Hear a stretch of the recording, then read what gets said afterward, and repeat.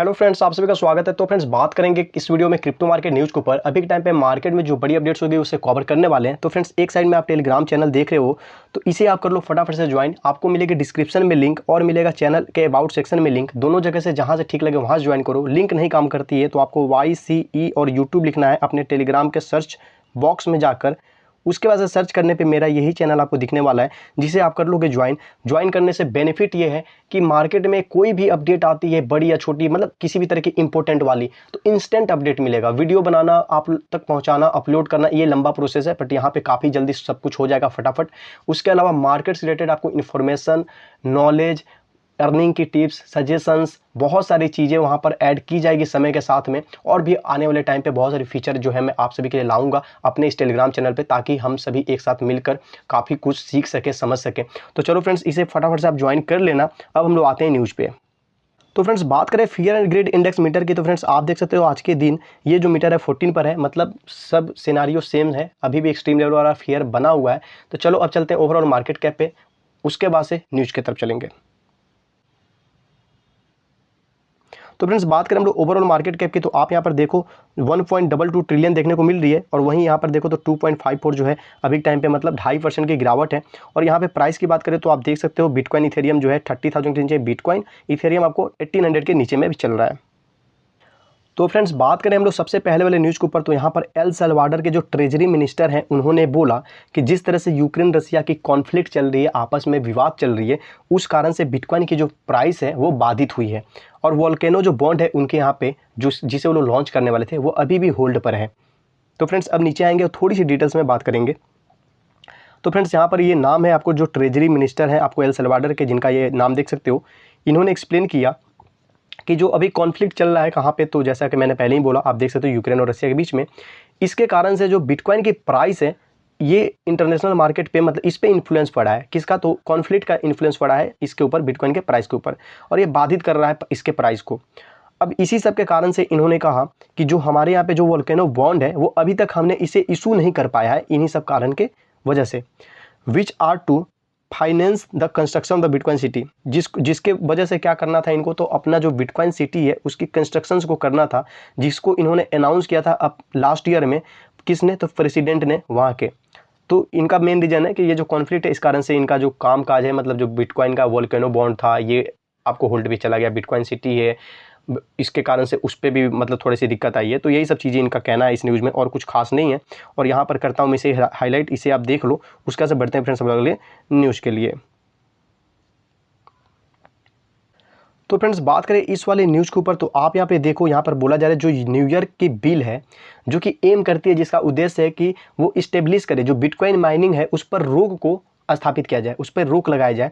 तो इस पे अभी किस चीज़ का इंतजार हो रहा है? तो जो गवर्नर है उनके हस्ताक्षर का इंतजार हो रहा है, जो होचुल्स हैं उनके सिग्नेचर का वेट हो रहा है। मतलब इस बिल में इस तरह की चीज़ें इंट्रोड्यूस की गई हैं कि जो बिटकॉइन माइनिंग है उसको रोका जाए, उस तरह से चीज़ें वहाँ पे स्थापित की जाए, सुनिश्चित की जाए। तो उसके लिए गवर्नर के सिग्नेचर की अभी ज़रूरत है, तब तक ये बिल जो है पास नहीं हो सकता है।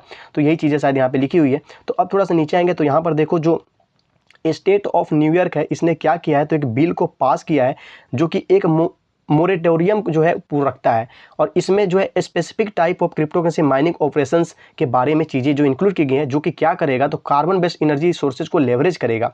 ये जो पॉलिसी है will place a 2 year ban on proof of work mining.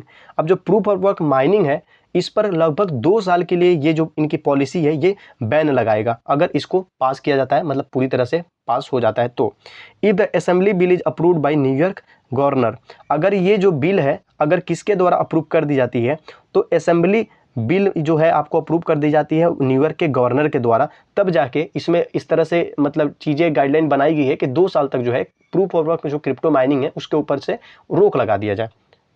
तो चलो फ्रेंड्स, अब नीचे आएंगे तो इसी के बारे में डिटेल्स आपको यहाँ पर देखने को मिलने वाली है। तो फ्रेंड्स, यहाँ पर देखो, देखते हैं कुछ अगर उस तरह से स्टेटमेंट मिलती है तो ठीक है। अब यहाँ पर बोला जा रहा है कि New York is setting a bad president that other states could follow. तो यहाँ पर ये चीज़ें हैं, उसके अलावा और कुछ देख लेते हैं, उस तरह से इंपॉर्टेंट मिलती है तो ठीक है, नहीं तो बीच में फिर मैं एक बार पढ़ने की कोशिश करूँगा, क्योंकि ये स्टेटमेंट अगर हाईलाइट करके साइड में आ जाती है ऊपर में तो थोड़ा आसान पड़ जाता है चीज़ें को समझने में। तो फ्रेंड्स, और कुछ ज़्यादा इसमें उस तरह की चीज़ें नहीं है देखने लायक, बस यहाँ पे हम लोग बात करते हैं कि जो न्यूयॉर्क बेस्ड लॉ मेकर्स हैं उन्होंने जो ये बिल सबमिट की है, जिसके बारे में मैंने बोला, जिस पे है कि प्रूफ ऑफ वर्क जो माइनिंग है उसको बैन किया जाए, कितने समय के लिए, तो 2 साल के लिए, और इस पे इंतजार हो रहा है गवर्नर के हस्ताक्षर का। तो ये जो है वहाँ पर जो इंटरव्यू के द्वारा द्वारा जो इन केल्स हैं इन्होंने बोला कि इनको क्या ज़रूरत है, तो इनको कुछ ऐसा करने की ज़रूरत है जो कि इस चीज़ पे थोड़ा रोक लगाए, क्योंकि जो इन्वायरमेंट है वो एक तरह से प्रभाव पड़ रहा है उस पर और एक तरह से वो बर्बाद हो रहा है।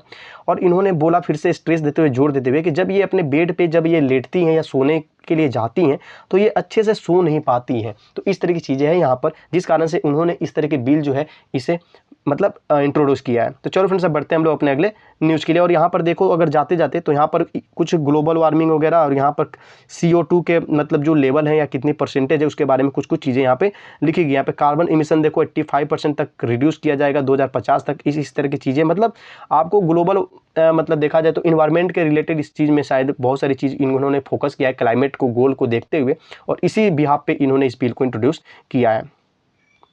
तो फ्रेंड्स, बात करें इस वाले न्यूज़ के ऊपर, तो यहाँ पर जो एप कॉइन है इसकी जो कम्युनिटी है इसने वोट किया है ताकि ये क्या कर सके, तो इथेरियम के इकोसिस्टम पे अपने टोकन को ला सके या कुछ इस तरह से चीज़ें यहाँ पर देखने को मिल रही है। तो थोड़ा सा नीचे आते हैं फ्रेंड्स, तो यहाँ पर देखो जो एप कॉइन कम्युनिटी है is in the midst of discussing whether और not the crypto asset should remain within the Ethereum ecosystem. अब यहाँ पे ये डिस्कशन हो रही है कि ये जो क्रिप्टो है इसको क्या होना चाहिए, इथेरियम के साथ में होना चाहिए इकोसिस्टम पे, ये नहीं होना चाहिए। इस तरह की चीज़ें यहाँ पर निकल कर आ रही हैं, जिसके लिए इन्होंने वोटिंग वगैरह की है। अब यहाँ पे बोला जा रहा है ये जो प्रपोजल है वोटिंग प्रोसेस ये कब खत्म हो जाएगी, तो ये मतलब वोटिंग अभी इन प्रोसेस से चल रही है और यहाँ पे 8 जून 2022 को 9 बजे PM ET में ये जो है टाइम पीरियड, उस टाइम में ये खत्म होगी। अब बोला जा रहा है meanwhile the project native token जो ऐप है हैज़ लॉस्ट 57%। अभी की अगर बात करें तो इसने लगभग 57% US$ के अगेंस्ट में पिछले 30 दिन के अंदर में अपनी वैल्यू लॉस किए हैं। तो फ्रेंड्स चलो, अब यहाँ पे और ज़्यादा चीज़ें पढ़ने के लिए नहीं है, हम लोग बढ़ते हैं अपने अगले न्यूज़ के लिए।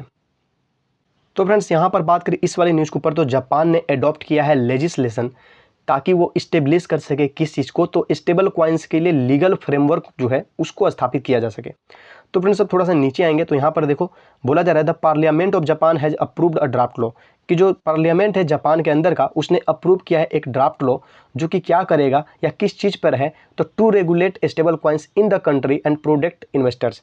तो ये जो ड्राफ्ट लॉ है इसमें ये चीज़ इंक्लूड की गई है कि स्टेबल कॉइन्स है उसको रेगुलेट करने के लिए कुछ चीज़ें जो है इसमें ऐड की गई हैं ताकि उस कंट्री के अंदर में मतलब जापान के अंदर में जो इन्वेस्टर्स है उनको प्रोटेक्ट किया जा सके। और ये सारी बड़ी कदम क्यों आ रही है आपको पता है, UST और टेरा के जो कोलैप्स हुए थे उसके बाद से जो कंट्रीज थी उन्होंने रेगुलेशन के प्रति अपना रुख सख्त कर दिया, मतलब रेगुलेशन को उन्होंने और भी ज़्यादा प्रायोरिटी देने लगी। तो चलो फ्रेंड्स, अब यहाँ पर देखो जो नई लेजिस्लेशन है is among the first to be introduced after the recent collapse. अब यहाँ पे जो चीज़ मैंने बोला, आप यहाँ पे देखो जो टेरा USD का जो रिसेंट कोलैप्स हुआ था उसके बाद से ही ये पहली तरह की जो लेजिस्लेशन है यहाँ पर देखने को आपको मिल रही है, जिसको कि जापान के अंदर में जो वहाँ के लॉ मेकर हैं उन्होंने इंट्रोड्यूस किया। आप अगेन से देखो यहाँ पर UST और लूना देखने को मिल रही है, मतलब यही एक बड़ी रीजन है जिस कारण से इस तरह के कदम उठते देखने को आपको मिल रहे हैं। अब यहाँ पे बोला जा रहा है जो लॉ मेकर्स हैं जापान के अंदर में उन्होंने इस बिल को पास किया है जिसको इस तरह से डिजाइन किया गया है कि ये डिटरमाइन कर सके लीगल स्टेटस जो है स्टेबल कॉइन को, उसकी संरक्षण कर सके या फिर बाकी लोगों को उससे प्रोटेक्ट कर सके आगे अगर कुछ गड़बड़ होती भी है तो। The others of the legislation have effectively defined these cryptocurrencies as digital money। अब इन्होंने जो भी लेजिस्लेशन के ऑथर्स हैं, मतलब जिन्होंने इस चीज़ को लिखा है, इस पॉलिसी के बारे में बात की है, लिखा है, उन्होंने इस चीज़ को किस तरह से ट्रीट किया, क्रिप्टो करेंसी को उन्होंने डिजिटल मनी के तौर पे ट्रीट किया है अपने इस चीज़ में। और ये रिपोर्ट जो है आपको फ्राइडे के दिन देखने को मिली। तो फ्रेंड्स, यहाँ पर अब इसी के बारे में बहुत सारी चीज़ें देखने को मिलेगी जिसे हम लोग को नहीं पढ़ना है। तो फ्रेंड्स, लगभग अभी के टाइम पर जो बड़ी अपडेट्स थी मैंने कवर कर दी अपने बिहाफ पे। अब अगर आपको ये वीडियो पसंद आई हो तो कुछ नहीं करो, बस एक लाइक कर दो और साथ ही साथ चैनल पे अगर नए हो तो सब्सक्राइब कर दो। मिलते हैं अपने नेक्स्ट वीडियो में।